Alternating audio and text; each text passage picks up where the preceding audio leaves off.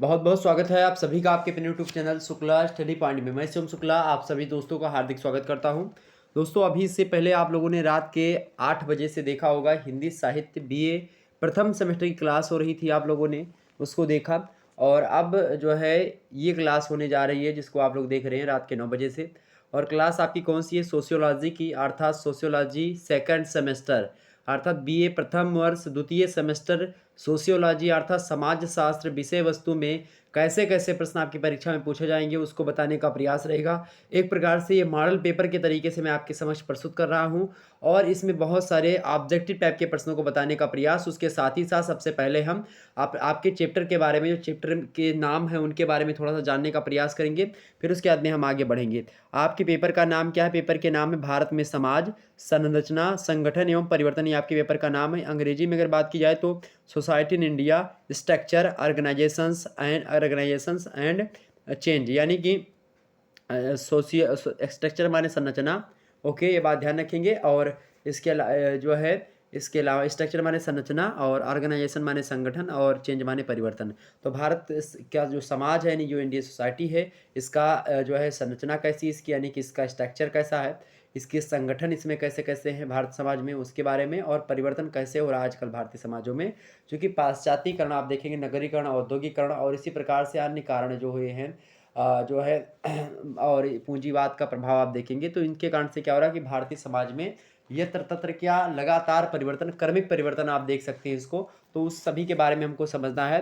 तो सबसे पहले हम आपका जो चैप्टर 1 है उसके चैप्टर 1 का क्या नाम है? चैप्टर 1 का नाम क्या है भाई? चैप्टर 1 का नाम है आपके भारतीय समाज की संरचना, ग्राम, कस्बे एवं नगर। अब भारतीय समाज की संरचना में आप देखेंगे सबसे पहले गाँव, एक प्रकार से जो भारतीय समाज होता है उसमें खास करके क्या क्या होते हैं भारतीय समाज में, आप देखेंगे तो सबसे छोटी इकाई जो होती है क्या होती है? ग्राम होती है। उसके बाद में आप देखेंगे कुछ कस्बे भी होते हैं और कुछ नगर भी होते हैं गाँव में। तो कस्बा क्या होता है, नगर क्या होता है और ग्राम क्या होता है, यानी structure of Indian society, village, towns और सिटीज़। सिटीज़ माने शहर यानी नगर, और टाउन्स माने कस्बे, और विलेज माने गाँव। तो इनके बारे में हम देखेंगे। चैप्टर 1 के बारे में हम विस्तार से समझने का प्रयास करेंगे और आपको एकदम से विस्तार से समझाने का भी प्रयास रहेगा।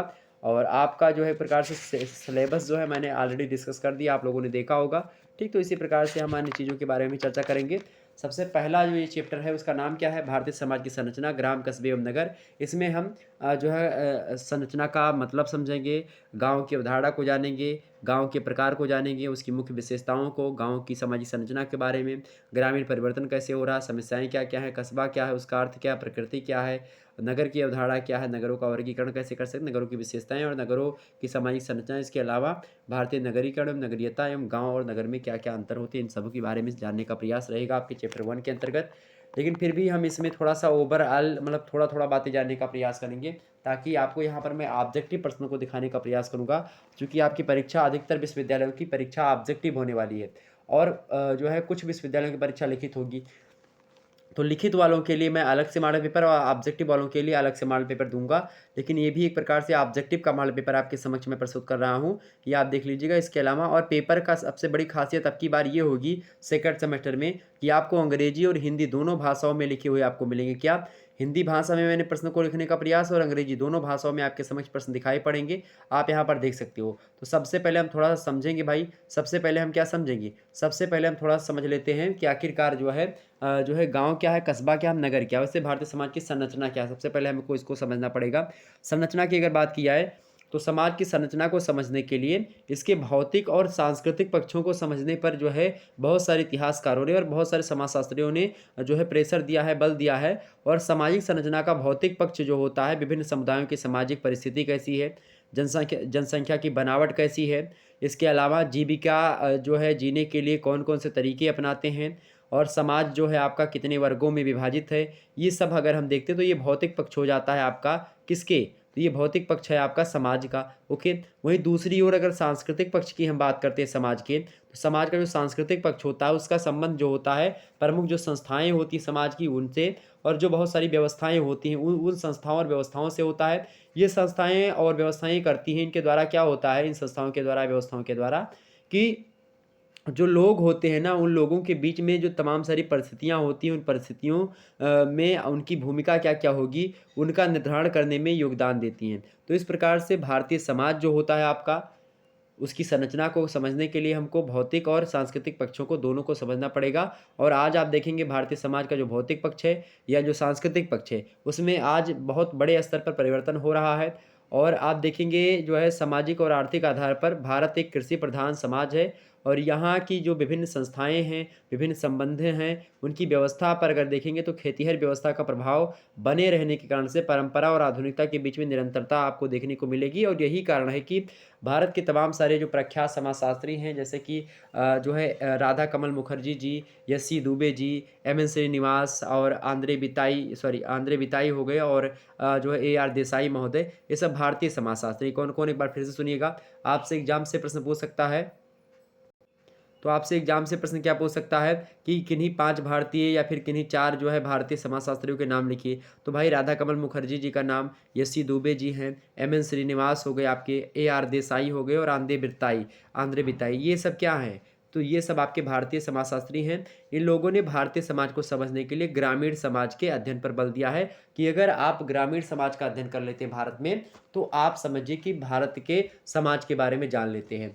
ठीक है? तो इस प्रकार से आप भारतीय समाज की संरचना को समझने के लिए 2 पक्ष मुख्य रूप से, एक सांस्कृतिक और एक वो पक्ष होते हैं। फिर भी हम आगे बढ़ते हैं और भी मुद्दों को हम समझने का प्रयास करते हैं। गाँव की अवधारणा यानी कॉन्सेप्ट ऑफ विलेज अगर समझना है आपको, तो सबसे पहली बात होती है गाँव क्या होता है? तो अगर गाँव की हम बात करें, तो एक व्यक्ति है रेडफील्ड, और रेडफील्ड गाँव के संबंध में विचार कहते हैं, वो कहते हैं कि जो है किसी विशेष स्थानीय क्षेत्र से नहीं होता है गाँव का मतलब, बल्कि जो गाँव होता है वो एक जीवन विधि यानी कि वे ऑफ लाइफ होती है। इसका मतलब ये है कि जिस स्थान पर भी लोग एक दृढ़ सामुदायिक भावना से क्या होते हैं, बंधे रहते हैं, और बंधे रहने के तदुपरांत क्या करते हैं, परंपरागत ढंग से व्यवहार करते हैं, उस स्थान को हम एक गाँव कहते हैं। ओके, ये बात ध्यान रखेंगे। और अनेक विद्वानों ने कुल जनसंख्या और जनसंख्या के घनत्व के आधार पर गाँव को परिभाषित करने का भी प्रयास किया है। और साधारणतः अगर बात की जाए या समझा जाए कि जिस स्थान पर 3000 अथवा इससे कम व्यक्ति निवास करते हैं, उसे हम एक गाँव कहते हैं। तो आप एक गाँव जो है 3000 व्यक्ति अगर निवास करते हैं, 3000 से कम व्यक्ति निवास करते हैं, तो उस पर्टिकुलर एरियाज़ को हम क्या कहते हैं, गाँव कहते हैं। इतनी बात आपकी समझ में आ गई। तो गाँव के बारे में चीज़ें हुई। वही गाँव के बारे में और तमाम सारी चीज़ें, अगर गाँव की परिभाषा आपको लिखने के लेकर पूछा जाता है गाँव की परिभाषा, तो आप लिखिएगा कि जो है गाँव वह समुदाय होता है जिसमें व्यक्तियों के संबंध सरल होते हैं, प्राथमिक होते हैं, परंपरागत होते हैं, एवं जिनके अंतर्गत क्या होता है, जो उत्पादन का होता है, तो उत्पादन का उद्देश्य व्यक्तियों के द्वारा अपनी प्राथमिक आवश्यकताओं को पूरा करना होता है। यानी गाँव के लोग ज़्यादा कमाना नहीं चाहते, इतना कमाओ कि उतने में खा लो, मतलब ये ना रहे कि जो है अपना जो है भूखा ना रहें, और जो अपने घर पे यानी अतिथि जो आए वो भी भूखा ना जाए। ओके, तो इस प्रकार से इतना गाँव वाले कमाना चाहते हैं। लेकिन आजकल क्या हुआ है, भौतिक संस्कृति, लगातार जनसंचार हुआ है, लगातार टीवी सीरियल्स के माध्यम से, लगातार मूवीज़ वगैरह देखने के माध्यम से हर एक लोगों के पास मोबाइल फ़ोन है, मल्टीमीडिया का सेट है, स्क्रीन टच मोबाइल है, उससे नाना प्रकार के मल्टीमीडिया जो प्लेटफ़ॉर्म है यानी सोशल मीडिया प्लेटफ़ॉर्म है, वहाँ से लोग जुड़े हुए हैं। और जुड़े होने के बाद में करते क्या है भारतीय समाज के लोग भाई, करते क्या है कि एक प्रकार से वो पूरे के पूरे जो है, चाहे वो विदेशों की वीडियोज़ देखें, और चाहे किसी जो है चंद्रमा पर कोई जा रहा है, या इसी प्रकार से तमाम सारे फैशन डिज़ाइनर या इसी प्रकार तमाम प्रकार के जो है प्रचार भी आते हैं, और तमाम प्रकार की वीडियोज़ देखते हैं। सभी लोगों को वो रंगो-रुआब लग गया शहरों वाला। और आज देखिए किस प्रकार से पाश्चात्यकरण हो रहा है, और भारतीय समाज जो कि सबसे सुशील, सभ्य एवं विश्व के गुरु के स्तर पर माना जाता था, आज वही भारतीय समाज दूसरों की नकल करने को लेकर के एक प्रकार से उद्धवत है, और लगातार नीचे धंसता हुआ चला जा रहा है भारतीय समाज। आजकल लोग फटी पुरानी जीन्स पहन करके अपना रुआब जता रहे हैं, चश्मा ऊपर लगा करके, बालों में चश्मा पहन करके, और पान खा करके बीड़ी फूंक रहे हैं। तो ये सोचो एक प्रकार से क्या हो रहा है, ये सब बहुत बड़ी चीज़ समझ, सिगरेट पीना एक प्रकार से अपने आप को समझते कि हाँ टाटा अंबानी हम ही हुए सिगरेट फूंकी थे। तो इस प्रकार से जो है मनोभाव जो है होने लगा है आजकल भारतीय समाज का। कटी फटी जीन्स पहन लेंगे, यहाँ पर फटी रहेगी, उसको समझेंगे कि बस जो है सभी ये, अबे एक बार ये फटी वटी जीन्स पहनने का जो है जो है चलन कहाँ से हुआ। अभी बहुत सारे फिल्मी सितारे जो होते हैं फर्जी में सब पहन लेते हैं कटी फटी जीन्स। पहनने कोई मतलब नहीं। अगर आपका वस्त्र फटा हुआ है, आपका तन नहीं जो है आप ढक पा रहे हो, तो आपकी क्या इज़्ज़त है और आप क्या एक प्रकार से आप सोचिए लगातार इसमें हो सकता है बहुत सारे लोगों को बुरा लगे जो ऐसा पहनते हो। बहुत सारे लोगों को लगेगा कि जो है अगर जो है मैं अपना शरीर खोल करके चलूँ तो उसमें किसी को क्या प्रॉब्लम है, मैं चाहे कटा पहनूँ, चाहे फटा पहनूँ, ये मेरी स्वतंत्र की मर्ज़ी है। ऐसा नहीं होता कि आप पब्लिक प्लेस पर नंगे घूमेंगे, ऐसा बिल्कुल भी नहीं है। ये भी बात आप ध्यान रखिएगा। आप अपने घर में फटा-पुराना पहनो, लेकिन आप समाज में निकल कर के आपसे जो लोग प्रभावित हैं, आप जो फ़िल्मी जो हीरोज़ होते हैं, देखते हैं आप फटी-पुरानी जीन्स पहने रहते हैं। आप देखिएगा बॉलीवुड में अधिकतर जो है ऐसी होती है, जो सिंगर्स वगैरह होते हैं, ये सब पहने रहते हैं। इतने प्रकार के हालाँकि उनकी वो खुद की है पहने, लेकिन उनसे क्या होता है लोग प्रभावित होते हैं। लोग अपने कपड़े-वपड़े आकर के घर पे चक्कू वगैरह से फाड़ने लगते हैं, गाँव वगैरह के लोग। तो एक प्रकार से आप सोचिए बहुत ज़्यादा परिवर्तन हो गया है और इसी प्रकार से होता रहेगा, ठीक है? तो ये सब परिवर्तन अगर आपसे पूछा है तो लिख भी सकते हो, कोई दिक्कत नहीं होती है। और मुख्य रूप से आगमन की बात की जाए तो आगमन जो है 3 तरीके के स्तरों में स्पष्ट करते हैं गाँव के विकास को। गाँव का विकास किस प्रकार से हुआ इसको लेकर के अलग-अलग विद्वानों में अलग-अलग मत है। और पहला तो इन्होंने बताया आगमन महोदय ने कि जो है शिकार करने और भोजन संकलित करने का स्तर पहला स्तर, दूसरा स्तर पशुपालन का स्तर था और तीसरा स्तर कौन-सा था भाई? तीसरा स्तर आपका खेती करने का यानी खेती के द्वारा आजीविका उपार्जित करने का स्तर। तो इस प्रकार से 3 स्तर गाँव के एक प्रकार से बताए गए गाँव के विकास के 3 स्तर। इसके अलावा आप देखेंगे गाँव के प्रकार and types of village, village की बात की है तो विलेज कई प्रकार के आप देखेंगे। श्यामाचरण दुबे जी की अगर बात की जाए, जिसको आप यस्सी दुबे कहते हैं, डॉक्टर यस्सी दुबे जिसको आप कहते हैं शॉर्ट फॉर्म में, कौन क्या कहते हैं? यस्सी दुबे। तो यस्सी दुबे जी का नाम पूरा क्या है? श्यामाचरण दुबे। उन्होंने भारतीय गाँवों को खूब अच्छे तरीके से अध्ययन किया और अध्ययन करने के बाद में इन्होंने 6 मुख्य आधार बताए। तो आपसे ऑब्जेक्टिव में एग्ज़ाम से ये भी प्रश्न पूछ सकता है कि जो है श्यामाचरण मुखर्जी या फिर यस्सी दुबे ने गाँवों को कितने आधार पर बाँटा है? तो गाँव आप समझ में आ गया क्या होता है? एक जनसंख्या निवास करते हुए गाँव में एक निश्चित भूभाग होगा। इसके अलावा उसमें जो है जीविकोपार्जन के लिए तमाम सारी विधियाँ होंगी जिससे वो अपना जीवन यापन कर सके, वही गाँव होता है। तो गाँव के 6 आधार बताए हैं किसने? यस्सी दुबे जी ने। क्या-क्या बताए? पहला आधार क्या बताया भाई यस्सी दुबे जी ने? पहला आधार बताया आकार, यानी गाँव का क्या आकार, आकार के आधार पर गाँव के प्रकार। दूसरा यानी कि छोटा-बड़ा इस प्रकार से। दूसरा जनसंख्या के आधार पर गाँव का प्रकार और जो है क्या बताया इन्होंने? भूभाग के आधार पर गाँव का प्रकार तीसरा। इसके अलावा आप देखेंगे किसके प्रकार? वैसे ये तीनों को अगर हम रखें तो एक ही में रख सकते हैं। यस्सी दुबे जी ने ये तीनों को एक ही में रखा। किसके अलावा? आकार, जनसंख्या और भूभाग के आधार पर गाँव का प्रकार। दूसरा किस प्रकार से इन्होंने बाँटा? प्रजातीय विभिन्नता एवं जातियों के आधार पर जो है, ठीक है? यानी जाति किस गाँव में कौन-कौन सी रहती है इसके हिसाब से और प्रजाति कौन-कौन सी। इसके अलावा भू-स्वामित्व के आधार पर यानी किसके पास ज़्यादा जो है भूमि के स्वामी है, यानी कि ज़्यादा किसके पास खेत वगैरह है इसके हिसाब से बाँटा। चौथा आधार बताते हैं जो है यस्सी दुबे जी की जो है अधिकार और सत्ता की प्रकृति के हिसाब से उन्होंने गाँव को बाँटा। वहीं पाँचवा आधार इनका रहा यस्सी दुबे का दूसरे समुदायों से पृथकता के आधार पर, यानी कि दूसरे समुदाय जो हैं उनसे किस प्रकार से अलग है, तो उसके अलगाव के आधार पर जो है गाँव को हम बाँट सकते हैं। वहीं छठवां आधार इनका रहा स्थानीय परंपराओं के आधार पर हम जो है गाँव को बाँट सकते हैं, गाँव के प्रकार बता सकते हैं। ठीक, तो ये थे 6 प्रकार के आधार जो कि यस्सी दुबे ने बताए। इसके अलावा गिलिन और गिलिन जो हैं ये कहते हैं गाँव के व्यावसायिक संरचना के आधार पर इन्होंने गाँव को 4 भागों में बाँटा, यानी कि जो है व्यावसायिक आधार समझ रहे हैं ना, कमाई वगैरह के आधार पर 4 भागों में बाँटा। पहला इन्होंने क्या बाँटा? पहला गाँव कृषि करने वाला गाँव। दूसरा गाँव इनका कौन-सा था? गैर कृषि वाले गाँव, यानी कि जहाँ पर कृषि नहीं होती है।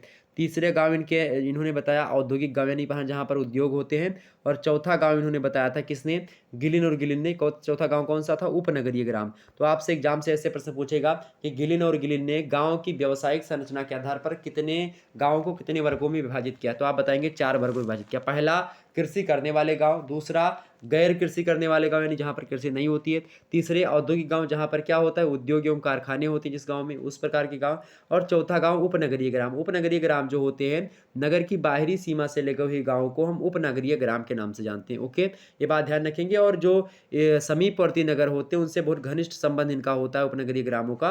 और खेती के अतिरिक्त बहुत से ग्रामीण नगर के जो लोग होते हैं वो उद्योगों में जमकर मतलब उद्योगों में एक प्रकार से क्या करते हैं, काम करते हैं। और यहाँ से सामाजिक सांस्कृतिक विशेषताओं में भी आप देखेंगे ग्रामीण और नगरीय विशेषताओं का मिश्रण जो होता है उपनगरीय ग्राम में आपको देखने को मिलता है। तो 4 प्रकार गाँव के प्रकार बताए किसने? गिलिन और गिलिन ने। ठीक है। वहीं पर और भी व्यक्ति इससे अगर पूछे एग्जाम से मैं आपसे पूछ सकता, तो इसलिए मैं सोच रहा हूँ कि आपको कुछ ना कुछ मात्रा में आपको तमाम सारी चीज़ें समझा दी जाएँ ताकि आपको कोई दिक्कत ना हो आगे चल कर के।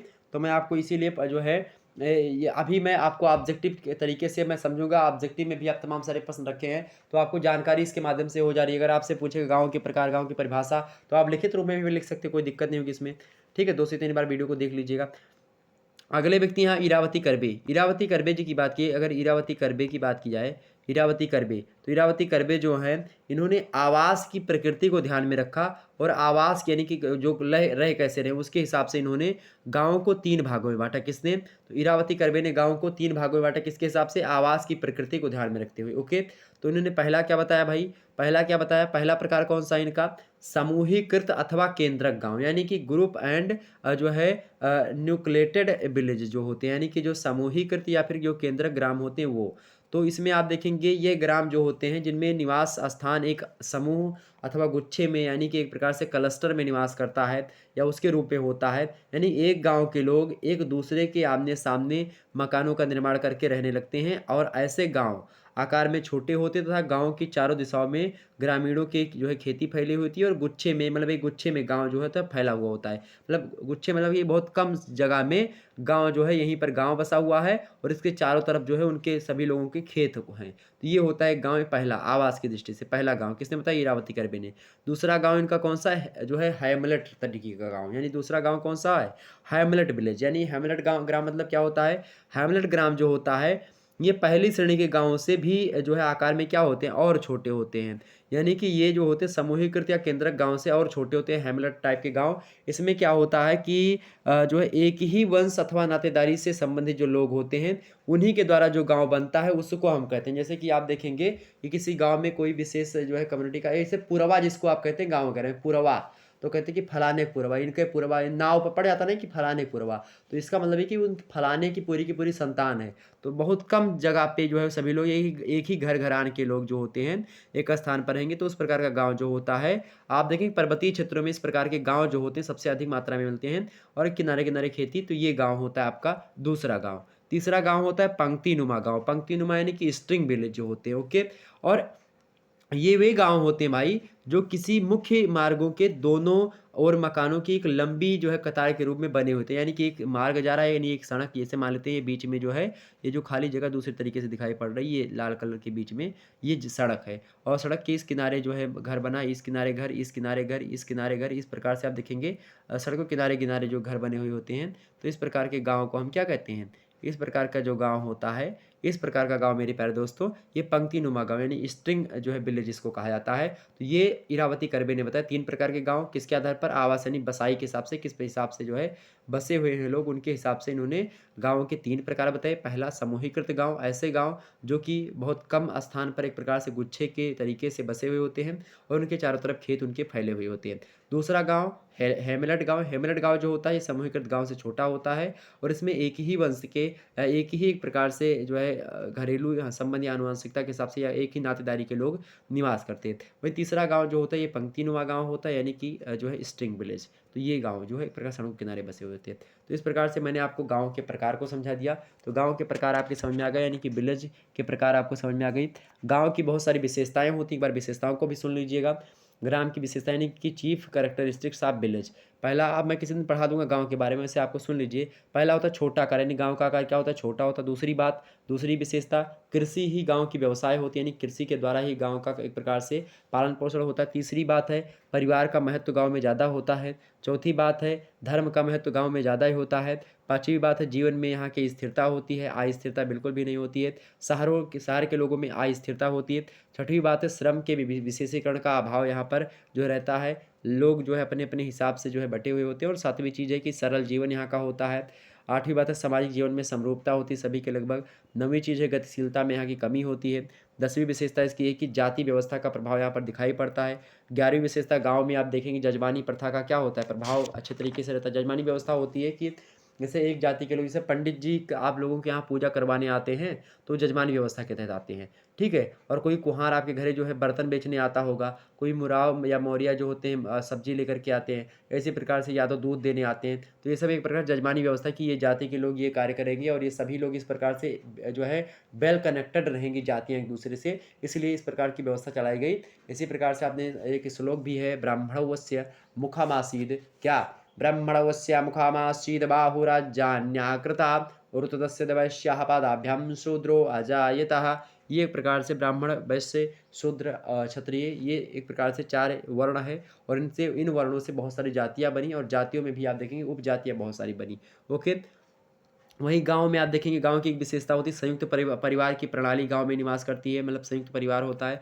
13वीं बात है कि जनमत की प्रधानता होती है यहाँ पर। जनता जो है चाहती है उसी हिसाब से अपने गाँव की चीज़ें होती हैं, सरपंच वगैरह बैठते हैं। इस प्रकार से 14वीं बात है कि अशिक्षा और भाग्यवादिता यहाँ पर ज़्यादा होती है। लोग भाग्य के सहारे रहते हैं। अगर गाँव में आपकी नौकरी लग गई तो आप सोचो कि कम से कम नहीं तो आपके नाते रिश्तेदार या फिर आपके गाँव वगैरह में तमाम सारे सत्यनारायण जी की कथा मान जाएगी और पता नहीं कितनी औरतें जो होगी तमाम प्रकार की मान दान रख रही थी कि हमारे भैया की नौकरी लग जाए तो हम यहाँ ये करबे वो करबे। इस प्रकार से बहुत ज़्यादा मान्यता रहती है। तो बड़ी अच्छी बात है ये सब करना एक प्रकार से। और भगवान का लग तो होता है, तो बिल्कुल है, सत्य है, 100% है कि हर एक आप अपने मेहनत के बल पर हर एक चीज़ नहीं कर सकते हो, लेकिन फिर भी 90% आपकी मेहनत कार्य करती है आपके साथ। अगर आप मेहनत नहीं करोगे तो आपका लक भी यानी भगवान भी आपका साथ नहीं देते हैं। आलसी व्यक्ति का साथ कोई नहीं देता है, क्योंकि कहा भी गया है जो है वेदों में, पुराणों में आप देखेंगे अलग अलग स्थानों पर कि अलसस्य कुतो विद्या, आविद्यस्य कुतो धनम, आधनस्य कुतो मित्रम और अमित्रस्य कुतो सुखम। अर्थात अलसस्य कुतो विद्यो मतलब विद्या, अगर आपके पास आलस है तो आपको विद्या कहाँ, अगर आपके पास विद्या नहीं कि अलसस्य कुतो विद्या, आविद्यस्य कुतो धनम, यानी कि आपके पास अगर विद्या नहीं तो आपके पास धन कभी नहीं हो पाएगा। तो आविद्यस्य कुतो धनम, आधनस्य कुतो मित्रम, अगर आपके पास धन नहीं है तो आज की भौतिकवादी समाज में आपका कोई मित्र बनना पसंद नहीं करेगा। तो आधनस्य कुतो मित्रम, अमित्रस्य कुतो सुखम, और जब आपके पास मित्र नहीं रहेंगे तो आपको सुख की अनुभूति मेरे प्यारे दोस्तों नहीं हो पाएगी। इसीलिए आलसी कभी मत होना और जो कुछ करना होगा करना, आलसी मत होना। ओके, ये बात ध्यान रखेंगे। तो इस प्रकार से गाँव की जो है विशेषता मैंने बता दी आपको। तो गाँव की विशेषता आपके समझ में आ गई, गाँव की विशेषता आपकी समझ में आ गई होगी। आगे बढ़ते हैं और इन मुद्दों को हम समझने का प्रयास करते हैं। ग्रामीण जीवन की कई समस्याएं भी होती हैं, जैसे कि अगर आपसे पूछा जाए पहली समस्या ग्रामीण जीवन की, सामाजिक जीवन में परिवर्तन यहाँ पर होता रहता है। दूसरी बात, सांस्कृतिक जीवन में भी परिवर्तन होता है यहाँ की। तीसरी बात है, आर्थिक जीवन में भी परिवर्तन होता है, यानी कि आप देखेंगे लगातार जो है शहरों के द्वारा अलग अलग तरीके से आप देखेंगे गाँव में नए नए व्यवसाय, नए नए रोजगार, ग्रामीण जनसंख्या का एक प्रकार से आप देखेंगे आती रहती है और जन्म से लेकर के मृत्यु तक जो है ये नए नए रोजगार और नए नए जो है पेशों का सामना करना पड़ता है और तमाम प्रकार की परिस्थितियाँ। चौथी बात है, राजनीतिक जीवन में भी परिवर्तन क्या होता है, तमाम प्रकार की चीज़ें होती हैं। तो ग्रामीण जीवन में आज नगरीय मनोवृत्तियाँ जो है लगभग तेज़ी से आपके समक्ष बढ़ ही रही होगी, आप लोगों ने देखा ही होगा। और ग्रामों में उन सभी वस्तुओं का उपयोग बढ़ता जा रहा है जो कुछ समय पहले तक नगरीय जीवन से संबंधित था। गाँव में भी आप देखेंगे आप तो द्वितीयक अथवा हित प्रधान संबंध बढ़ने लगे हैं, पारस्परिक संघर्ष बढ़ना लगा है, मानसिक तनाव बढ़ने लगे, गाँव में भी व्यक्तिवादिता बढ़ने लगी है। ग्रामीण जीवन अब आप देख रहे हैं एक प्रकार से ग्रामीण जीवन एक प्रकार शहरी जीवन में बदलता हुआ चला जा रहा है। शहरों के लोग एक प्रकार से क्या कर रहे हैं, कॉपी कर रहे हैं। कुटीर उद्योगों का पतन हो रहा है, बेरोजगारी आप देखेंगे, विकास योजनाओं में ऋण और तमाम प्रकार की चीज़ें हो रही, जनसंख्या में वृद्धि हो रही है, जातिगत तनाव बढ़ रहे हैं गाँव में और इसी प्रकार से ग्रामीण गुटबंदी हो रही है, तमाम प्रकार की चीज़ें हो रही। गाँव में एक दूसरे को देख नहीं पा रहे हैं, यहाँ तक कि पिता पुत्र को नहीं, पुत्र पिता को नहीं, भाई भाई को नहीं देख सकता। तमाम प्रकार की जो है, जैसे शहरों में होता है कि एक भाई शहर में हुआ तो दूसरा दूसरे अपने भाई घर में अगर तुम्हें राग है तो केरावा दियो जाए कुन्हे। इस प्रकार से स्थिति बहुत सारे स्थानों पर आप देख सकते हैं। तो ये चीज़ें होती हैं और अपने घर में आप देखेंगे सब कुछ करके एकदम से रहना पड़ेगा आपको, ठीक? तो ये तमाम सारी समस्याएँ गाँव की इस समय बन रही हैं। तो ये चीज़ें आपके समक्ष हो गई। वहीं कस्बे की अगर बात की, कस्बा क्या होता है भाई? कस्बा क्या होता है? एक बार समझ लेंगे अगर आपको, तो विस्तार से मैं इसलिए बता रहा हूँ ताकि आपको कोई दिक्कत ना हो। लगभग 23 मिनट की क्लास हो गई, लेकिन इसीलिए मैंने गाँव के बारे में आपको समझाया ना। अच्छा, और फिर से सुनिए अब। जिस दिन जो है मैं डिजिटल बोर्ड लगवा लूँगा उस दिन और आपको विस्तार से समझाने का प्रयास करूँगा, लेकिन फिर भी आपको अभी भी अच्छे तरीके से समझाने का प्रयास। दूसरा होता है कस्बा। कस्बा जो होता है, जैसा कि मैंने पहले ही आपको स्पष्ट किया कि आकार के आधार पर नगरीय क्षेत्रों को अनेक भागों में बाँटा जा सकता है और सरकारी तौर पर कस्बे और नगर के बीच में ना तो विभाजन का कोई निश्चित आधार बताया गया है और ना ही कस्बे की कोई स्पष्ट परिभाषा भी दी गई है।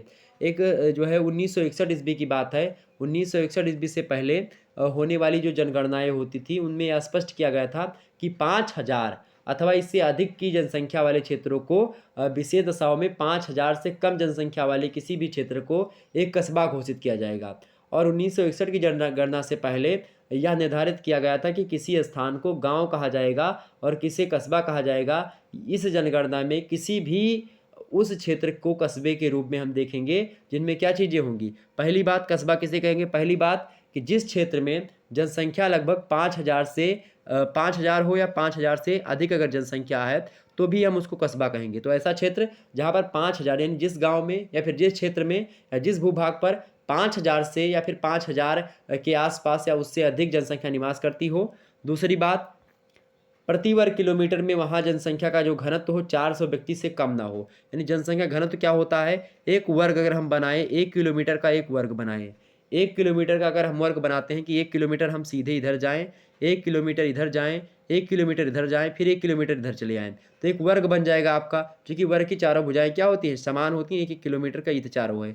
अब इतने क्षेत्र में, यानी इस क्षेत्र में पूरे के पूरे इतना क्षेत्र जो आपका आयत के अंदर यानी कि जो वर्ग के अंदर बसा हुआ है, इस वर्ग के अंतर्गत अगर 400 व्यक्ति निवास कर रहे हैं, 1 किलोमीटर के वर्ग के अंतर्गत अगर 400 व्यक्ति निवास कर रहे हों, इतनी आबादी अगर घनी है, 1 किलोमीटर के दायरे में 400 लोगों का निवास हो, तो ऐसे क्षेत्र को, ऐसे जगह को हम कस्बा बोलेंगे। ये दूसरी बात। और तीसरी बात ये कही गई कि उस क्षेत्र में वयस्क पुरुषों की कम से कम 75% संख्या गैर कृषि कार्यों के द्वारा आजीविका उपार्जित करती हो। गैर कृषि माने कि कृषि ना करती हो, मतलब 25% लोग ऐसे हैं जो कि कृषि करते चल जाएगा, तो उसको हम कस्बा कहेंगे। लेकिन 75% यानी 75% ऐसे लोग हों उस क्षेत्र में जो कि कृषि के अलावा कोई अन्य रोजगार या कोई व्यवसाय करते हो। तो कृषि के अलावा 75% लोग ऐसे हों उस वर्ग किलोमीटर के दायरे में या उस क्षेत्र के दायरे में कि जो क्या करते हो? कृषि के अलावा कोई अन्य रोजगार करते हो। यानी कि 5,000 अगर जो है जनसंख्या निवास कर रही है, मानते हैं 5,000 जनसंख्या, तो इसका 75% कितना हो जाएगा? बटे 100 कर दीजिएगा। 0000 कट गया और जो है 25 के 5 हासिल 2 और 5 सत्ते 35, 35 और 2 या कितना 37, ठीक। तो 275 यानी कि आप देखेंगे और जीरो यहाँ का लास्ट का जो ये दो ये तो कटा था, एक बचा था, तो ये जीरो यहाँ पर, तो 2750 जो है व्यक्ति, अगर 2750 व्यक्ति, ओके, 25 हासिल आए 2 और 5 और 7 बच्चे कितना हो जाएगा? 7 बच्चे 35, यानी हाँ वही तो कह रहा हूँ, 37 यहाँ पर होना चाहिए, ठीक है। 3 7 बच्चे 35 और 35 और 2 कितना हो जाएगा? 237, ठीक है। तो 3750 जो है लोग ऐसे हैं जो कि कृषि नहीं करते हैं, ऐसे वो दूसरे रोजगार से पैसे कमा रहे हैं। तो उस क्षेत्र को हम क्या कहेंगे? उस क्षेत्र को हम कस्बा कहेंगे, नहीं टाउन कहेंगे। तो टाउन के बारे में इतनी चीज़ें आपकी विशेष हो गई जो कि इंपॉर्टेंट है, बस इतना अगर जान गए तो हो जाएगा। और कस्बे जो होते हैं एक तरह से गांव और नगर के बीच की कड़ी का काम करते हैं, और एक कस्बे के चारों ओर के गाँवों के निवासी जो होते हैं अपनी ज़रूरतों की चीज़ें जो होती हैं कस्बे में जाकर के प्राप्त करते हैं। तो कस्बों के निवासियों के लिए एक आर्थिक क्रियाओं के केंद्र होते हैं, और गाँव में राजनीतिक क्रियाओं का संचालन भी कस्बों के प्रभुता संपन्न लोगों के द्वारा ही किया जाता है। तो इस प्रकार से गाँव और नगर के बीच की जो कड़ी होती है, गांव के नगर के बीच का जो एरिया, या ऐसे एरिया जिसमें क्या होता हो 5,000 से लोग ज़्यादा निवास करते हो, 4,000 व्यक्ति, 400 व्यक्ति या लगभग कितने व्यक्ति? 400 व्यक्ति 1 किलोमीटर के दायरे में निवास करते हो। 75% जनसंख्या वहाँ की जो है अन्य व्यवसायों से, यानी कृषि को छोड़ करके अन्य व्यवसायों में संलग्न हो, तो उस क्षेत्र को हम कस्बा कहते हैं। ओके, अब बात किया है अगर नगर की, नगर यानी सिटी की, तो नगर के बारे में हम सभी के मन में एक समान धारणा जरूर बनी है, लेकिन इसके बाद भी नगर अथवा नगरीय समाज को परिभाषित करना इतना सरल कार्य नहीं जितना आप लोग सोच रहे हो कि नगरीय होता है। नगरीय समाज में आप देखेंगे तो व्यक्तियों के पारस्परिक संबंध, आर्थिक क्रियाएं, सामाजिक संगठन, जनसंख्या संबंधी जो विशेषताएं होती हैं, प्रौद्योगिकी या आवास के स्वरूप जैसी विशेषताएं आदिम और ग्रामीण समाजों से पूर्णतया अलग होती है, और इन्हीं के कारण से क्या होता है, इन्हें पृथक जीवन विधि के रूप में हम लोग देखते हैं। इसका मतलब ये है कि नगरीय समाज को ग्रामीण समुदाय से अलग करने का वास्तविक आधार जो है सामाजिक संबंध है, व्यावसायिक संरचना है और पारिस्थितिकी है। यानी कहने का मतलब ये गांव को नगर से अगर अलग कोई करता है तो सामाजिक संबंध करते हैं, क्योंकि नगरों का सामाजिक संबंध अलग होता है और गांवों का सामाजिक संबंध अलग होता है। गांव में नातेदारी, गांव में जजमानी व्यवस्था, गांव में एक प्रकार से सामाजिक मूल्यों के माध्यम से, सामाजिक मापदंडों से सभी एक दूसरे क्या होते हैं, वेल कनेक्टेड होते हैं, एक दूसरे से जुड़े हुए होते हैं। लेकिन जो मैकआवर पेज ने कहा था कि समाज जो होता है सामाजिक संबंधों का जाल होता है, ठीक इसी प्रकार से आप देखेंगे जो नगर होते हैं उसमें संबंध नाम की ऐसी कोई चीज़ ज़्यादा नहीं होती। सामाजिक संबंध नगरों के अलग होते हैं और गाँव के अलग होते हैं। ये बात मैं इसलिए बोल रहा हूँ ताकि अगर कभी आपसे एग्जाम्स में अंतर पूछ लिया जाए गाँव और नगर के बारे में तो आप इसको सबसे पहला अंतर लिखेंगे मेरे प्यारे दोस्तों। समझ में आ रही बातें?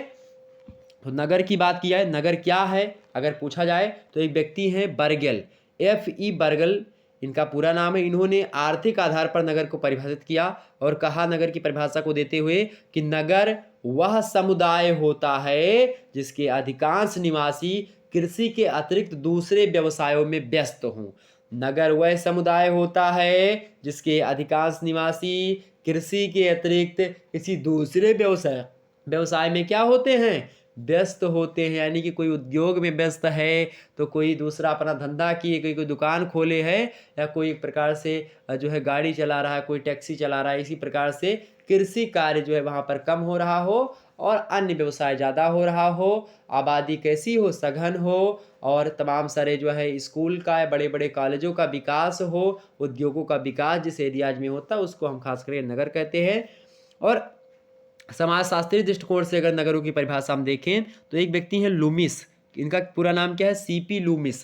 सीपी लूमिस का एक कथन है, वो कहते हैं गांव की परिभाषा को देते नगर की परिभाषा को देते हुए कि नगर एक ऐसा समाज है जिसे अन्य समाजों से जनसंख्या के आकार और घनत्व, व्यवसाय की प्रकृति तथा सामाजिक संबंधों की भिन्नता जैसी विशेषताओं के आधार पर पृथक यानी अलग किया जा सकता है। जबकि दुर्खीम महोदय कहते हैं कि नगर जो होता है एक ऐसा समाज होता है जिसके सदस्य सावयवी एकता के द्वारा आपस में क्या होते हैं? बंधे हुए होते हैं, अर्थात एक दूसरे से रिलेशनशिप में क्या होते हैं? कनेक्टेड होते हैं। लुईस बिर्थ वहीं पर कहते हैं कि शास्त्रीय दृष्टिकोण से नगर की परिभाषा सामाजिक विभिन्नता वाले व्यक्तियों के एक बड़े और घने बसे हुए अस्थायी क्षेत्र के रूप में की जा सकती है। तो इस प्रकार से परिभाषा लुईस बिर्थ ने दी। तो इस प्रकार से गांव की जो है नगर की कई परिभाषा है और बिर्थ ने नगर को एक समुदाय के रूप में प्रयुक्त किया है, समाज के रूप में नहीं। ये बात आप ध्यान रखेंगे। तो आपसे एग्जाम से में ऑब्जेक्टिव वाला प्रश्न पूछ सकता है कि किस विद्वान ने नगर को समुदाय के रूप में प्रयुक्त किया है, समाज के रूप में नहीं। तो विद्वान कौन है? बिर्थ महोदय हैं। Okay, Louis Wirth. ओके, नगर यानी क्लासिफिकेशन ऑफ सिटीज, नगरों का वर्गीकरण कैसे करेंगे आप? नगर कितने प्रकार के होते हैं? तो नगर की परिभाषा तमाम प्रकार की मैंने आपको बता दी। इसके अलावा नगर कई प्रकार के होते हैं। एक व्यक्ति है मम्फोर्ड की एक पुस्तक है द कल्चर ऑफ सिटीज़, उसमें इन्होंने नगरों के 6 प्रकार बताए हैं। नगरों के 6 प्रकार किसने बताए? मम्फोर्ड महोदय ने। ठीक है, इन्होंने क्या किया? विभाजन जो है नगर की संस्कृति के आधार पर किया, नगर के आकार के हिसाब से किया, संरचनात्मक विशेषताओं को ध्यान में रखते हुए इन्होंने नगरों को 6 भागों में जो है बांटा। किसने? मम्फोर्ड महोदय ने। पहला नगर इन्होंने कौन सा बताया भाई? पहला नगर बताया इन्होंने कौन सा? पहला नगर वो होते हैं आरंभिक नगर। कौन नगर? जो है आरंभिक नगर, यानी कि इकोपोलिस, यानी कि वे नगर जो कि विकास के आरंभिक स्तर को स्पष्ट करते हैं। आरंभिक नगरों में आप देखेंगे धर्म का विशेष महत्व होगा और यहाँ धार्मिक विश्वासों से संबंधित बड़ी बड़ी इमारतों का निर्माण भी करवाया जाएगा। और आप देखेंगे इस प्रकार से औपचारिक जो है प्रवृत्ति के ये नहीं होते यहाँ के लोग। तो ये आरंभिक नगर। दूसरे वे नगर होते हैं जो कि मध्यम नगर होते हैं, यानी कि पोलिस जिसको आप कहते हैं अंग्रेजी में। तो ये जो नगर होते हैं इनका विकास कुछ बड़े गाँवों का विस्तार हो जाने से होता है और ये नगर के आसपास के ग्रामीण क्षेत्रों की आवश्यकताओं को पूरा करने के केंद्र बन जाते हैं और ये एक प्रकार से मध्यम नगर कहलाते हैं। ओके, और प्रत्येक देश में ऐसे नगरों की संख्या सबसे अधिक होती है मध्यम नगरों की। तीसरी बात, महानगर होते हैं। तीसरा नगर कौन सा होता है? महानगर। महानगर को हम क्या कहते हैं? मेट्रोपोलिस। मेट्रोपोलिस जो होता है इसमें क्या होता है कि जब एक ही स्थान पर क्या हो, यातायात के साधन, पीने का पानी, उत्पादन के लिए कच्चे माल, मनोरंजन के संबंधी तमाम सारी सुविधाएं, शॉपिंग मॉल, झूला वगैरह लगा है इसमें, टीवी वगैरह आप देख सकते हो जाकर के, सिनेमा वगैरह हो, व्यापार के लिए समुचित वातावरण मिल जाए आपको, शिक्षा की तमाम सारी सुविधाएं हों और इसके साथ ही साथ आप देखेंगे तमाम सारी चीज़ें व्यवस्थित हो। तो इस ऐसे नगर को हम महानगर के रूप में जानते हैं। ओके, और इन नगरों की जनसंख्या जो होती है बहुत अधिक होती है और निवासियों के बीच जो होता है हित प्रधान का संबंध होता है, यानी कि एक दूसरे से जो होते हैं वो स्वार्थ से जुड़े हुए होते हैं, यानी कि संबंध उनमें जो होता है वो हित वाला होता है। यानी कि हम इनसे अगर जुड़े हैं या इनसे हम इनके गुड मॉर्निंग या गुड नाइट करते हैं, गुड इवनिंग करते हैं, गुड नून करते हैं, तो इसका मतलब है कि इनसे हमको कुछ फायदा होने वाला है। इस प्रकार से, यानी कि अपने बॉस वगैरह को, यानी जो बॉस होते हैं उनको। तो इस प्रकार से तीसरा नगर कौन सा होगा आपका? महानगर। चौथा नगर होता है आपका विराट नगर। विराटनगर मतलब कि एक मेगा पोलिस जो होता है इसको विराटनगर कहते हैं। तो इसका जो होता है महानगरों से भी ये बड़ा होता है विराटनगर जो होता है, और व्यापार और वाणिज्य का केंद्र सबसे बड़ा यही होता है। सैन्य शक्ति का भी केंद्र यहाँ पर होता है। देश की राजनीति को प्रभावित करने के आप देखेंगे तो इसका विशेष योगदान होता है विराटनगर का। और आर्थिक विषमताएँ जो होती हैं अपनी चरम सीमा पर होती है इस नगरों में। और भारत में जैसे कि बात की मुंबई जो हो गया विराटनगर है, दिल्ली हो गया, कोलकाता हो गया, चेन्नई है, अपना बंगलोर है यानी बेंगलुरु, हैदराबाद हो गया, अहमदाबाद हो गया, ये सब विराटनगर है। ओके, वहीं पाँचवें जो नगर होते हैं मम्फोर्ड कहते हैं। पाँचवां नगर कौन सा होता है? समस्या मूलक नगर, यानी कि आप देखेंगे तो जो है ट्रानोपोलिस। तो ट्राइनोपोलिस जो होता है, मम्फोर्ड ने जो है नगरों को विशाल नगरों के आगामी चरण के रूप में जो है इसको बताया है कि जो बड़े नगर होते हैं उनसे भी ये आगे होते हैं, और विशाल नगरों का आकार जब बहुत बड़ा हो जाता है तब इसमें विभिन्न प्रकार के अपराध शुरू हो जाते हैं नगरों में, भ्रष्टाचार शुरू हो जाते हैं, नैतिक पतन होने शुरू हो जाते हैं, जो सामाजिक मूल्य हैं उनका ह्रास होने लगता है, जो लोग मोरलिटी को एक प्रकार से नष्ट कर देते हैं, आर्थिक विषमताएं फैल जाती हैं, बेकारी फैल जाती है, बीमारी का केंद्र बन जाता है वो नगर। तो इसके परिणाम स्वरूप कौन सा नगर ये होते हैं? यही नगर होते हैं आपके समस्या मूलक नगर, यानी कि जब विराट नगर से भी बड़ी जनसंख्या वहाँ पर होने लगी जाती है तो वो समस्या मूलक नगर कहलाते हैं। इसके अलावा जो छठवां नगर होता है वो होता है आपका मृत्यप्राय नगर। मृत्यप्राय नगर जो होता है जिसको आप क्या कहते हैं? नेक्रोपोलिस। नेक्रोपोलिस वह नगर होते, दुनिया के इतिहास की अगर बात की जाए तो सभी बड़े बड़े नगर अंत में जाकर के कब्रिस्तान में परिवर्तित होने लगते हैं। यानी जब नगरों में बहुत ज़्यादा जनसंख्या घनत्व हो जाता है, लोग लोग जो होते हैं आपके सॉरी लोग जो होते हैं बीमारियों से मरने लगते हैं, और इसका कारण ये है कि वहाँ पर क्या होगा? समय समय पर युद्ध होगा, बड़े बड़े नगरों का विनाश होगा, और किसी नगर में समस्याएं आएंगी और बहुत गंभीर होने लगती हैं, और इस प्रकार से क्या होता है उनके जीवन का कोई मूल्य नहीं रह जाता है, संस्कृति नष्ट हो जाती है, और धीरे धीरे क्या हो जाता है पूरा का पूरा नगर समाप्त हो जाता है। तो इस प्रकार से ये मृतप्राय नगर होते हैं, यानी कि नेक्रोपोलिस। ओके, तो इस प्रकार से 6 प्रकार बताया था किसने? जो है मैंने किसके बारे में बताया था? मम्फोर्ड। ओके, उनकी पुस्तक कौन सी है? मम्फोर्ड की पुस्तक का नाम ध्यान रखिएगा, क्या पुस्तक है? The culture of cities. इस पुस्तक का नाम एग्जाम से आपसे पूछ सकता है। तो इस प्रकार से मैंने नगरों के भी प्रकार को आपको बता दिए। नगरों की कई सारी विशेषताएं होती हैं, हालांकि और भी विद्वानों ने नगरों के प्रकार बताए, जैसे कि मैकेंजी ने नगरों को 4 भागों में बांटा है। पहला प्राथमिक सेवा वाले नगर, दूसरा वाणिज्य सेवा वाले नगर यानी वाणिज्य प्रधान नगर, तीसरा औद्योगिक नगर, और चौथा मिश्रित नगर। ये 4 प्रकार के नगर किसने बांटे हैं? मैकेंजी ने कहा है। रीमर महोदय नगरों के 5 प्रकार बताते हैं। वो कहते हैं कि एक होता संस्था प्रधान अथवा धार्मिक सांस्कृतिक नगर होता है, दूसरा व्यापारिक नगर जहाँ पर व्यापार होते हैं, तीसरा औद्योगिक नगर जहाँ पर उद्योगों का बोलबाला होता है, चौथा नगर होता है महानगर यानी कि जैसे महानगर ज़्यादा जनसंख्या निवास करती है, और पांचवा होता है पर्यटक नगर यानी जहाँ पर पर्यटन की सुविधाएं ज़्यादा होती। तो इस प्रकार से ये नगर के बारे में बातें हो गई। ओके, तो समझ में आ रही बातें? ऐसा तो नहीं लग रहा आपको बोरिंग फील हो रही? बोरिंग बिल्कुल भी नहीं फील होने दे रहा हूँ, आपको बहुत अच्छे तरीके से समझा रहा हूँ ताकि आपको कोई भी डाउट ना बचे, और एक ही लेक्चर के अंतर्गत आप तमाम सारी चीज़ें जान पाएँ। ओके, तो वही नगरों की विशेषताओं की बात की जाए, नगरों की कई सारी विशेषताएं होती हैं, यानी कैरेक्टरिस्टिक्स ऑफ सिटीज़ की बात करें तो पहली विशेषता नगरों की होती है कि जनसंख्या का अधिक यहाँ पर होता है, जनसंख्या ज़्यादा होती है। दूसरा विशेषता इसकी है कि अगर पूछा है तो क्या लिखेंगे? सबसे पहली बात, जनसंख्या नगरों में क्या होती है? ज़्यादा होती है यानी अधिक होती है। दूसरी बात, जनसंख्या में यहाँ पर विभिन्नता पाई जाएगी, यानी कि आप देखेंगे नगरों में जनसंख्या जो होती है यहाँ पर अलग अलग भाषा के लोग, अलग अलग धर्म के लोग, अलग अलग संप्रदाय के लोग, अलग अलग विचार के लोग, अलग अलग जाति के लोग, अलग अलग वर्गों के, अलग अलग देशों के, मतलब अलग अलग प्रांतों के, अलग अलग वेशभूषा धारण करने वाले, अलग अलग जीवन स्तर वाले, अलग अलग जो है आदर्शों वाले व्यक्ति यहाँ पर निवास करते हैं।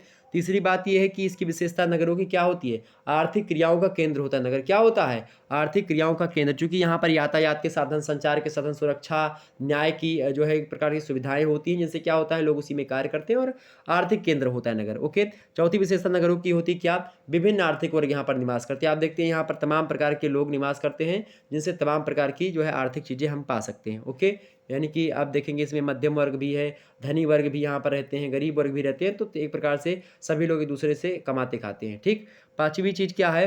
स्थानीय पृथक्करण यहाँ पर होता है, यानी कि नगरों में आप देखेंगे तो स्थानीय पृथक्करण होता है, यानी श्रम विभाजन और विशेषीकरण के कारण प्रत्येक कार्य का स्थान जो होता है पूर्णतः नियत होता है, और इसके आधार पर क्या होता है समाजशास्त्र में क्षेत्रीय संप्रदाय तक की धारणा जो होती है इसमें विकसित हो जाती है। तो इस प्रकार से आप देखेंगे यहाँ पर तमाम प्रकार के इनके नगरों के आप देखेंगे तमाम प्रकार के व्यापारिक संस्थान होते हैं नगरों में, जैसे होटल हो गया, रेस्टोरेंट हो गया, मनोरंजन के तमाम सारे साधन हो गए। नगर के अंदर घनी बस्ती होती है, उनके क्षेत्रों में आप देखें श्रमिक और कम आय वाले जो वर्ग होते हैं निवास करते हैं। सबसे बाहर के क्षेत्र में आप देखें धनी और प्रतिष्ठित वर्ग निवास करते हैं, और विलासी संस्थान जो होते हैं वहाँ पर आप देखेंगे जो प्रतिष्ठित वर्ग होते हैं उनका निवास होता है विलासी संस्थानों पर, यानी जहाँ पर एक प्रकार से मतलब नगरों का वह एरिया जहाँ पर प्रदूषण ज़्यादा होता है, जहाँ पर ज़्यादा एक प्रकार से दूषित एरिया जो होती है वहाँ पर छोटे वर्ग के लोग निवास करेंगे नगरों में भी, और जहाँ पर थोड़ा सा साफ सुथरी एरिया वहाँ पर बड़े बड़े लोग निवास करते हैं, इस प्रकार चीज़ें। तो वो स्थानीय पृथक्करण भी यहाँ पर होता है। और छठवीं विशेषता नगरों की ये होती है कि द्वितीयक संबंधों की यहाँ पर प्रधानता होती है। किसकी? द्वितीयक संबंधों की यहाँ पर प्रधानता होती है। द्वितीयक संबंध माने हितों पर एक प्रकार से जुड़े हुए होते हैं, स्वार्थपरक जो है संबंध होता है यहाँ का, कि अगर जो है अब मैंने अगर इससे 10 रुपये कमाने हैं तो गुड मॉर्निंग बोलना है, इसे यहाँ पर जैसे गाँव वगैरह में होता है बिना स्वार्थ के ही लोग एक दूसरे का मदद करते हैं, लेकिन शहरों में ऐसा बिल्कुल भी देखने को नहीं मिलता है। सातवीं विशेषता यहाँ पर क्या होती है? सामाजिक समस्याओं का केंद्र। सामाजिक जो समस्याएं, जितनी भी सामाजिक समस्याएं, चाहे कि वो पारिवारिक विघटन हुआ, चाहे आप देखेंगे बेकारी हुआ, वेश्यावृत्ति हुआ, दारू गांजा शराब पीना हुआ, भ्रष्टाचार हुआ, संघर्ष हुआ, अपराध हुआ, आप देखें कुपोषण हुआ, पारिवारिक तनाव हुआ, और जो है आप देखेंगे विवाह विच्छेद यानी तलाक वगैरह की समस्या जो होती है, सब की सब निर्धनता, बेकारी, बेरोजगारी, ये सब अधिकतर मात्रा में आप देखेंगे शहरों में भी खूब देखने को मिलेगी। भूखमरी आप देखेंगे, ठीक, ये सब चीज़ें। गाँव में कोई व्यक्ति भूखा कभी नहीं सोएगा। शहरों में बहुत सारे लोग भूखे सोते चौराहे पर पड़े रहते हैं, गोल चौराहे या फिर गोल चौराहे होते हैं नहीं सड़क किनारे, उस पर देखेंगे तो बहुत सारे लोग पड़े रहते हैं, उसी छाँव में बेचारे कूड़ा कबाड़ बीनते रहते हैं। बहुत सारे गाय भैंसे वैसे घूमते रहते हैं, कुत्ते बिल्ली एकदम से सोचो कि उनकी किसी की टांग टूटी, किसी की पैर टूटा है, तमाम प्रकार के आप देखें रेलवे स्टेशन वगैरह पे गंदगी ज़्यादा रहेगी शहरों में, ओके। गाँव में साफ सुथरी एरिया, तो ये सब विशेषताएँ होती हैं। और आठवीं विशेषता गाँव की क्या मतलब शहर नगरों की क्या होती है? व्यक्तिवादिता वहाँ पर होती है। लोग अपने आप में मतलब अपने आप को आगे बढ़ाना चाहते हैं, प्रतिस्पर्धा होती है लोगों के आपस में बीच में, ओके। और नवीं विशेषता गाँव नगरों की होती है कि सामाजिक गतिशीलता यहाँ पर बनी रहती है। क्या? सामाजिक जो गतिशीलता होती है वो यहाँ पर लगातार बनी रहती है। यहाँ पर कोई भी नियम, कोई भी कायदा जो होता है या फिर कोई भी चीज़ होती है, इसमें लगातार बढ़ोतरी होती रहती है। नगरों में नए-नए आविष्कार ये सब होते रहते हैं। 10वीं विशेषता इसकी है कि हित प्रधान सहनशीलता यहाँ पर होती है। हित प्रधान सहनशीलता होती है। नगरवासियों में आप देखेंगे सहनशीलता एक आंतरिक गुण नहीं होता है। ये लोग अपने हितों के लिए किसी की बातों को सुन भी लेते हैं, या इसी प्रकार से वो अगर साहब कहें तो ये भी तमाम प्रकार की चीज़ें करेंगे। और इसी प्रकार से 11वीं विशेषता जो होती है, इसमें शिक्षित और तर्क प्रधान जीवन जो होता है नगरों में लोग निवास करते हैं। और ख़ास करके नगरों की जो प्रकृति होती है वो 7 विशेषताओं को बताया जो है doctor S C Dubey ji ने। बहुत सारी विशेषताएँ, 7 प्रकार की विशेषताएँ बताई हैं। अब चर्चा करते रहेंगे, हालाँकि उतनी ज़्यादा इम्पोर्टेंट नहीं, लेकिन फिर भी अगर आपसे पूछे कि एस सी दुबे ने नगरों की कितनी विशेषताएँ बताई, तो उन्होंने 7 विशेषताएँ बताई, ओके। ये बात ध्यान रखिए। तो मैंने विशेषताओं को बता दिया नगरों की।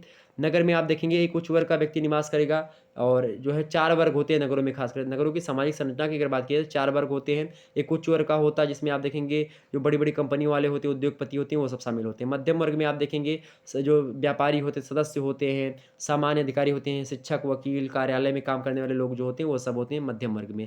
श्रमिक वर्ग में वह लोग होते हैं जो कि कारखानों, उद्योगों में काम करने वाले होते हैं, जो कुशल श्रमिक होते हैं, कारीगर होते हैं, शारीरिक श्रम के द्वारा जो अपना आय प्राप्त करते हैं वो होते हैं। और निम्न वर्ग जो होता है चौथा वर्ग, उसमें नगरीय सामाजिक संरचना के तमाम सारे व्यक्ति निवास करते हैं, जो कि एक प्रकार से बोझा ढोने वाले, रिक्शा चलाने वाले, सड़क किनारे बैठ करके सामान बेचने वाले, घरेलू नौकरी करने वाले, या फेरी लगा करके जैसे सब्जी वगैरह बेचने वाले, इस प्रकार के लोग शामिल होते हैं, ओके। ये सब नगरों की सामाजिक संरचना है। समझ में आ गई बातें? नगरों के बारे में आप लोग समझ में आ गई बातें? नगर और गाँव में बहुत सारे अंतर होते हैं। पहला अंतर क्या होता है गाँव और नगर में?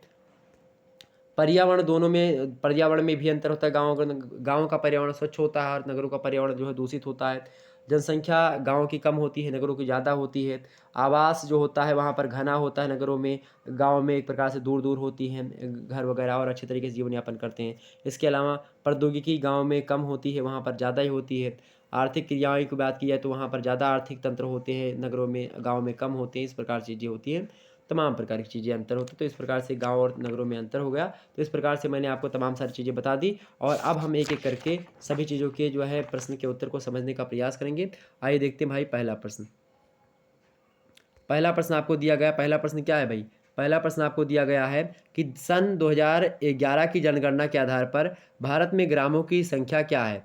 सन 2011 की जनगणना के आधार पर भारत में ग्रामों की संख्या क्या है? यानी कि what is the number of villages in India on basis of जो है सन 2011 यानी कि 2011 यानी कि 2011 में जो है जो जनसंख्या रही है भारत की जनगणना के अनुसार, वो गाँवों की जनसंख्या कितनी रही है? ऑप्शन ए है, वैसे ऑप्शन बोलूँ या ना बोलूँ? ऑप्शन देख लीजिएगा आप। वैसे इसका करेक्ट आंसर क्या होगा? 5 लाख से अधिक, यानी कि more than 5 lakh. Option number इसका सी करेक्ट होगा। कितना करेक्ट होगा? ऑप्शन नंबर कौन सा करेक्ट होगा भाई? ऑप्शन नंबर इसका सी करेक्ट होगा। ओके, ये बात ध्यान रखें। अगला प्रश्न देखिएगा आप सभी लोग, दूसरा नंबर प्रश्न है। दूसरा प्रश्न है कि भारत में, प्रश्न है आपका कि भारत में निम्नांकित में से किस आधार पर गांव को परिभाषित किया जाता है? क्या प्रश्न है?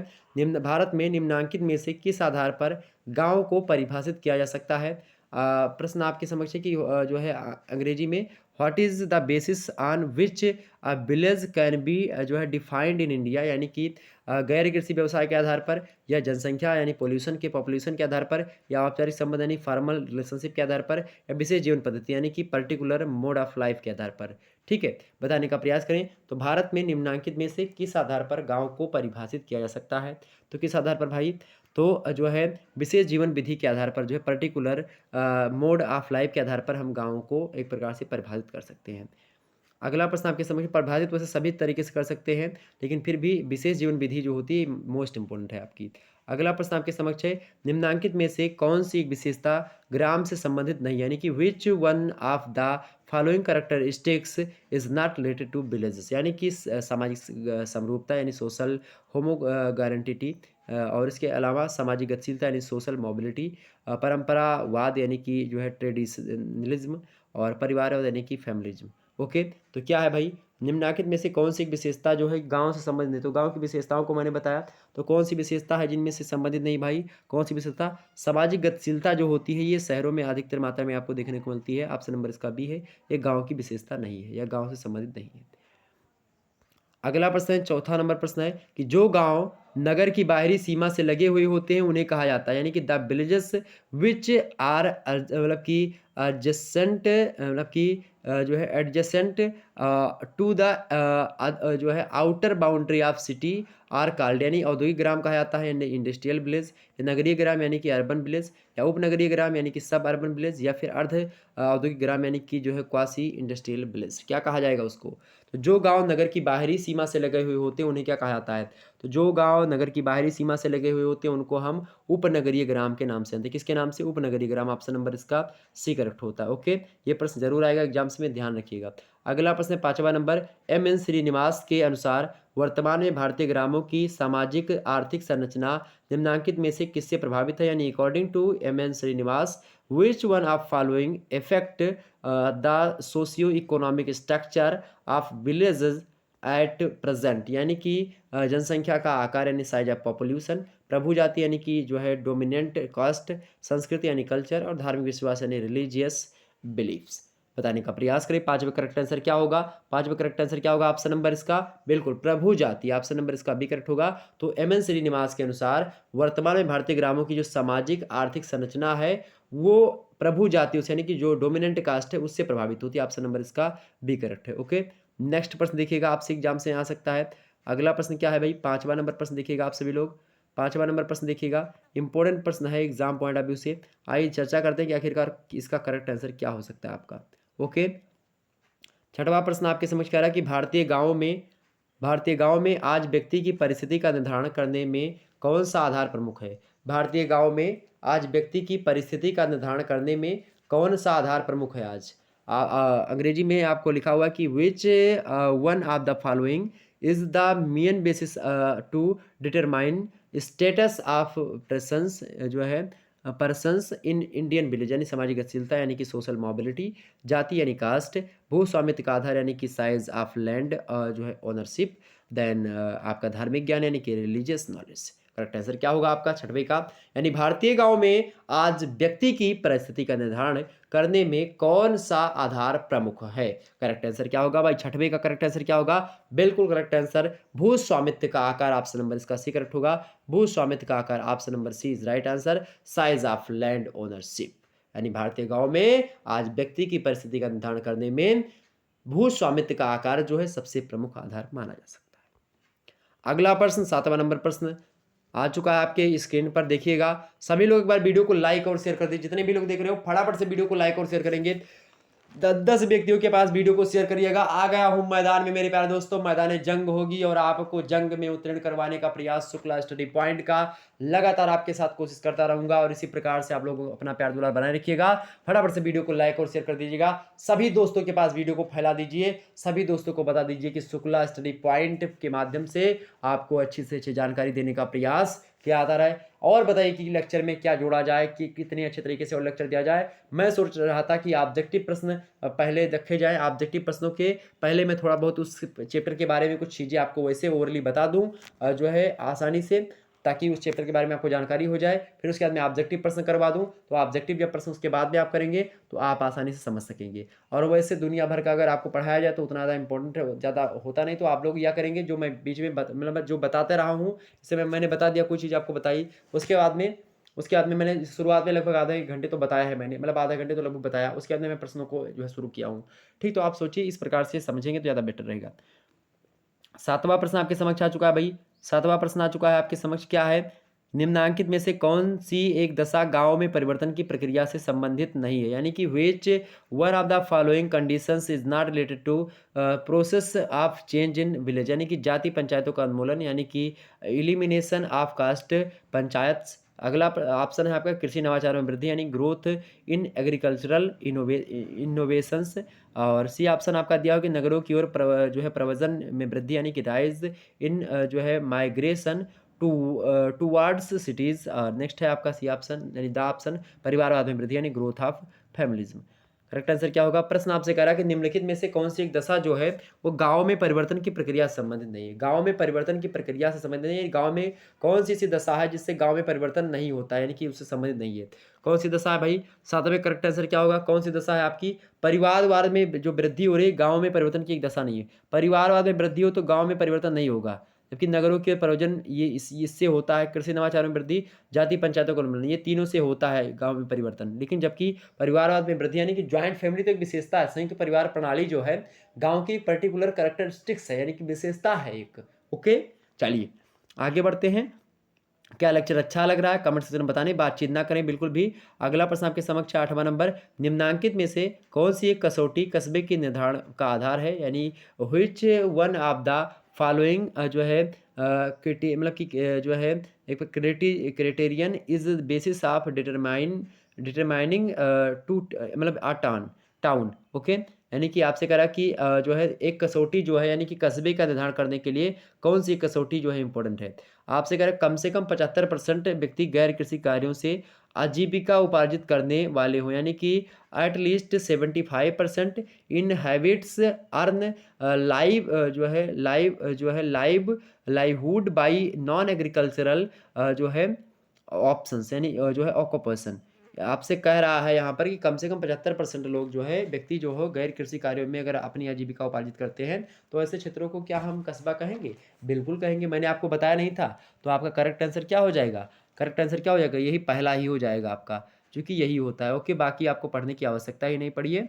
अगला प्रश्न देखिएगा, 9वां नंबर प्रश्न आपके समक्ष है, निम्नलिखित में से कौन सी विशेषता नगर से संबंधित नहीं है?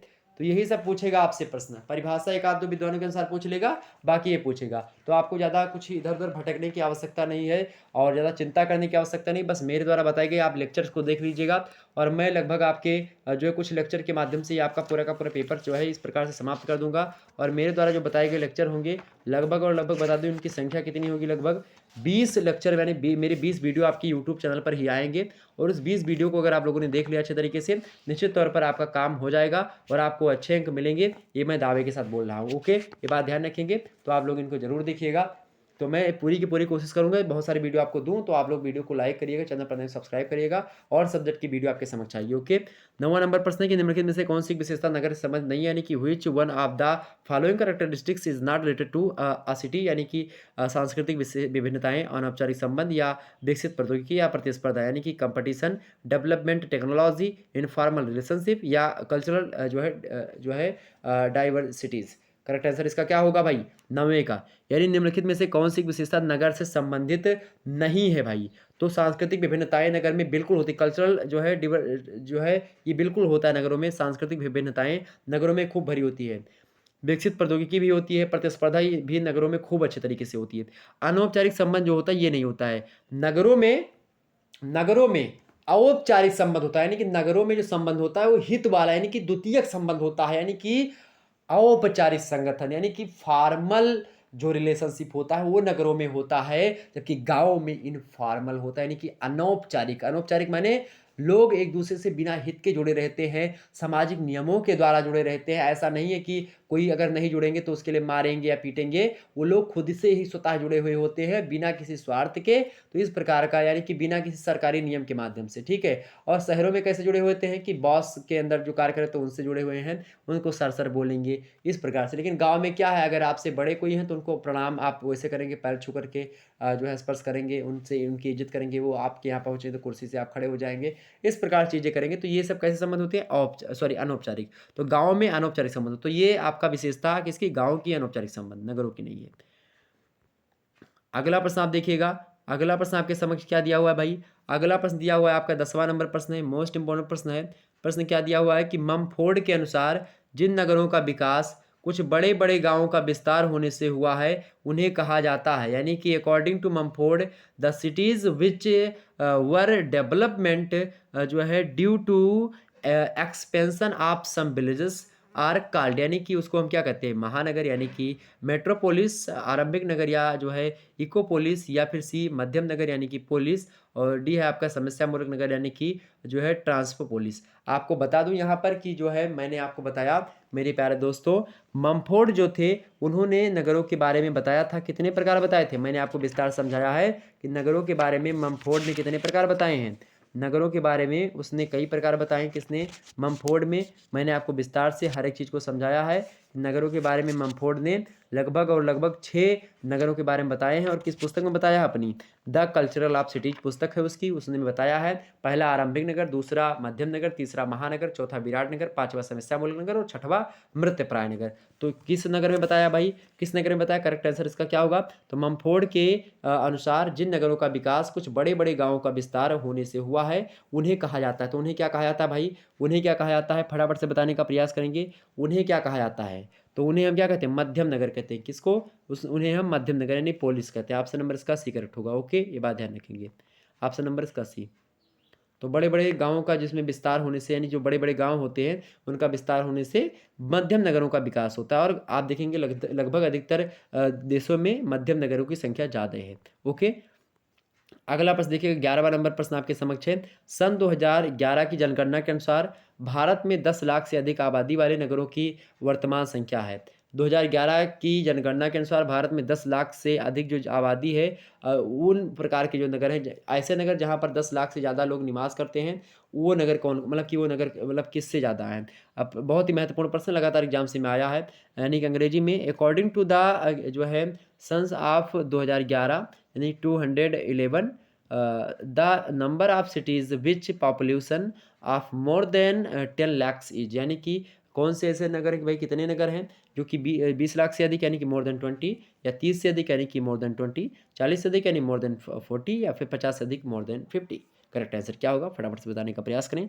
11 का करेक्ट आंसर क्या होगा, तो बिल्कुल 50 से अधिक, यानी कि 2011 की जनगणना के अनुसार भारत में 10 लाख से अधिक आबादी वाले नगरों की संख्या 50 से अधिक है, मोर देन 50, यानी कि ऑप्शन नंबर इसका क्या होगा, डी करेक्ट होगा। Option number D is right answer. आपके एग्जाम्स में सारे के सारे प्रश्न छपेंगे हूबहू, ये बात ध्यान रखेंगे।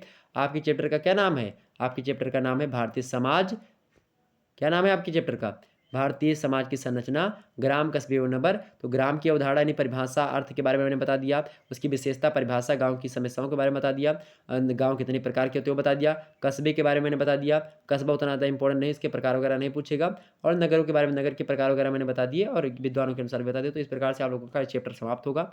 12वां आपके समक्ष है, यहाँ पर दिया गया है 12वां प्रश्न आपके समझ दिया गया है कि भारत में आज नगरीय जनसंख्या का प्रतिशत क्या है, यानी कि व्हाट इज़ द प्रेजेंट जो है percentage of urban population in India, यानी भारत में आज नगरीय जनसंख्या का परसेंट कितना है, लगभग 27% ऑप्शन है, यानी कि अबाउट 25%। ऑप्शन नंबर बी यानी बा लगभग 29%, यानी कि अबाउट 29%, लगभग 30%, यानी कि अबाउट 30%, या लगभग 32%, यानी कि अबाउट 20 मतलब कि 32%। करेक्ट आंसर क्या होगा, तो भारत में आज नगरीय जनसंख्या का जो परसेंट 32% है, लगभग और लगभग कितना है भाई, लगभग और लगभग आपका लगभग 32% जो है नगरों की जनसंख्या भारत में निवास करती है। नगर अब लगभग भारत में 32% के आसपास हो चुके हैं। ऑप्शन नंबर इसका डी करेक्ट होगा। अगला प्रश्न देखिएगा, 13वां नंबर प्रश्न आपके समक्ष दिया हुआ है भाई। 13वां नंबर प्रश्न क्या दिया हुआ है आप देखिएगा। 13वां नंबर प्रश्न आपको दिया हुआ है कि केंद्र शासित प्रदेशों को छोड़कर निम्नांकित में से भारत में सबसे अधिक नगरीय जनसंख्या वाला प्रदेश कौन सा है। केंद्र शासित प्रदेशों को छोड़ करके निम्नांकित में से भारत में सबसे अधिक नगरीय जनसंख्या वाला कौन सा प्रदेश है, यानी कि लिविंग असाइड जो है सेंट्रली जो है administrated states which one of following states processes the maximum urban population, यानी कि कह रहा है आपसे ऑप्शन ए दिया है आपको महाराष्ट्र यानी कि महाराष्ट्र, ऑप्शन बी दिया तमिलनाडु यानी तमिलनाडु, सी दिया गुजरात और डी दिया कर्नाटका। करेक्ट आंसर इसका क्या होगा, तो केंद्र शासित प्रदेशों को छोड़ करके निम्नांकित में से भारत में सबसे अधिक जो नगरीय जनसंख्या वाला प्रदेश है वो कौन सा है, वही आपसे पूछा गया है। तो कौन सा भाई, वो आपका है तमिलनाडु। क्या है, तमिलनाडु। आपसे क्या कह रहा है, केंद्र शासित प्रदेशों को छोड़ करके निम्नांकित में से जो है भारत में सबसे अधिक नगरीय जनसंख्या वाला प्रदेश कौन सा है, तो इनमें से जो है तमिलनाडु में सबसे ज़्यादा जनसंख्या निवास करती है, महाराष्ट्र, गुजरात और कर्नाटका से। ओके, ये बात ध्यान रखेंगे, ये बात आप ध्यान रखेंगे। ओके,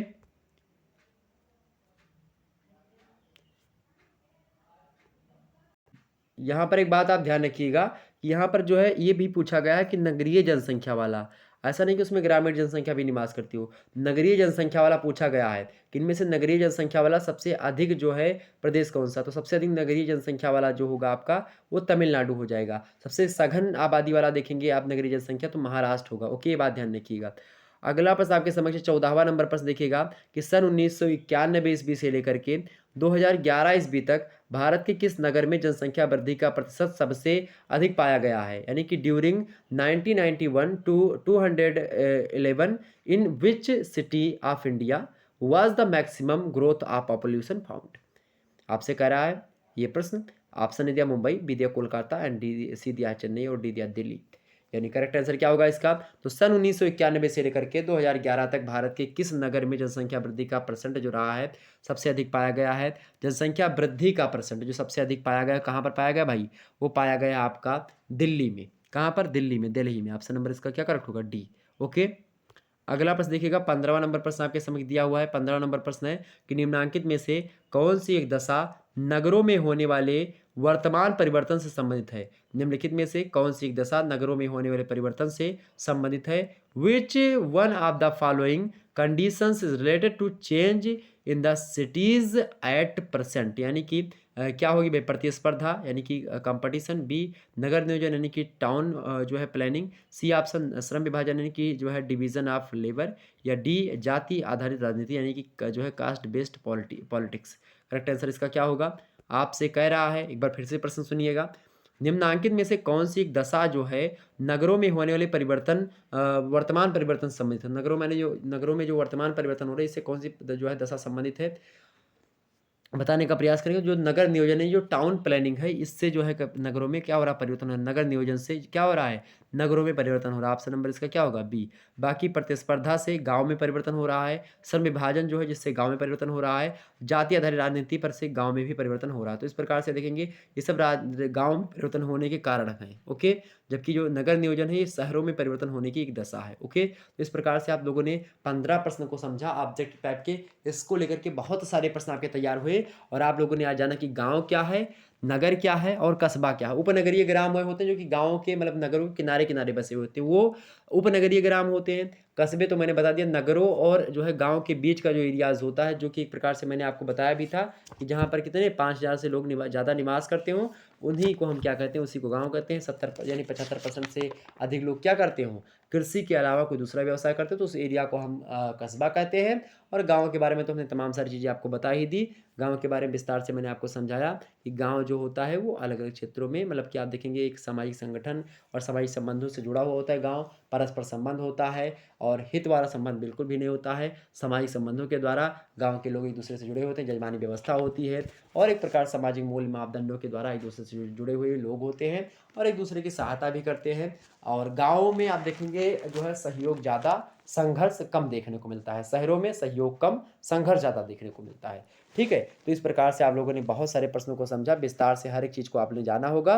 तो इस प्रकार से आप लोगों ने देखा और इसी अभी आप लोगों ने देखा होगा 8 बजे से क्लास हुई थी आपकी हिंदी वाली, तो हिंदी बीए सेकंड सेमेस्टर की क्लास चैप्टर 1 की हो चुकी है। ठीक इसी प्रकार से आप लोग उसको भी देख लीजिएगा। मोस्ट इंपोर्टेंट उसमें 25 महत्वपूर्ण प्रश्नों को बताया गया है। इसके अलावा हिंदी का कार्यालयीय स्वरूप कैसा है, इसके बारे में आपको उसमें बताया गया है। इसका हिंदी का जो उद्देश्य है कार्यालयीय हिंदी का वो बताया है हमने और इसका क्षेत्र भी बताया है। संवैधानिक स्थिति पर भी प्रकाश डाला है। अनुच्छेदों को वगैरह के बारे में सभी बताया, तो आपका चैप्टर 1 यहाँ से भी तैयार हो जाएगा। तो इस प्रकार से आपका इसका दोनों का चैप्टर मैंने दे दिया और भी सब्जेक्ट मैं जल्दी दे दूंगा।